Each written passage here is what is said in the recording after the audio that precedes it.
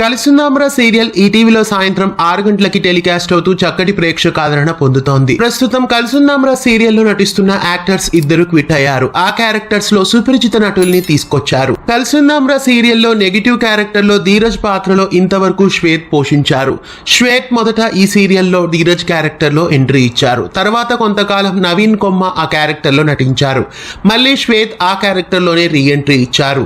ప్రస్తుతం శ్వేత్ ఆ క్యారెక్టర్ నుండి క్విట్ కావడంతో ఆ క్యారెక్టర్ లో ఒక సుపరిచిత నటుడిని తీసుకొచ్చారు. రీసెంట్ గా ఈటీవీలో ముగిసిన శతమానం భవతి సీరియల్లో హీరోగా నటించిన శ్రీకర్ కృష్ణ ప్రస్తుతం ఈ సీరియల్లో ధీరజ్ క్యారెక్టర్ లో ఎంట్రీ ఇచ్చారు. ప్రస్తుతం బ్రహ్మముడి సీరియల్లో కూడా నటిస్తున్న శ్రీకర్ కృష్ణ ప్రస్తుతం కలిసుందాంరా సీరియల్లో ధీరజ్ క్యారెక్టర్ లో ఎంట్రీ ఇచ్చారు.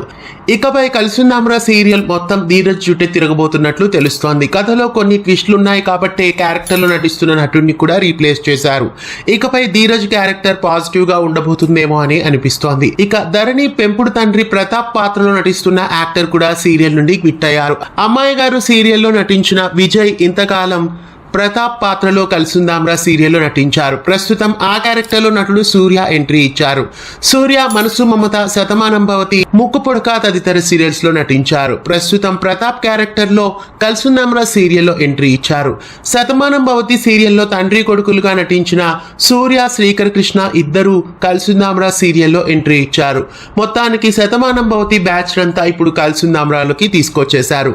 కలిసుందాంరా సీరియల్లో ధీరజ్ పాత్రధారుణ్ణి మార్చడం, అలాగే ప్రతాప్ పాత్రలో సూర్య ఎంట్రీ ఇవ్వడం మీకు ఎలా అనిపిస్తోంది కామెంట్స్ లో తెలియజేయండి. ఇలాంటి మరెన్నో తెలుగు సీరియల్ అప్డేట్స్ ఎప్పటికప్పుడు తెలుసుకోవడానికి తెలుగు ఫిల్మ్ యూట్యూబ్ ఛానల్ ని సబ్స్క్రైబ్ చేసి పక్కనే ఉన్న బెల్ ఐకాన్ ని యాక్టివేట్ చేయండి.